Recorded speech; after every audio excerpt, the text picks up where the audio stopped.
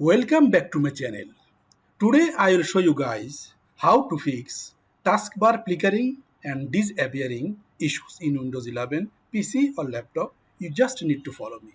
At first, press Ctrl Alt Delete and click on Task Manager. After that, click on Processes, and from here please find out Windows Explorer. Windows Explorer. Click on that and click on right mouse. After then click on restart.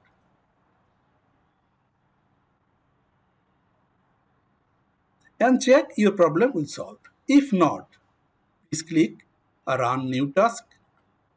Type over there CMD and check mark this option. Create this task with administrative privilege and click OK.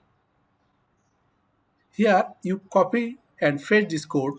You will find this from in my video description. Copy and paste and press enter from your keyboard. Your computer will shut down and restart and your problem will be solved. Thank you for watching.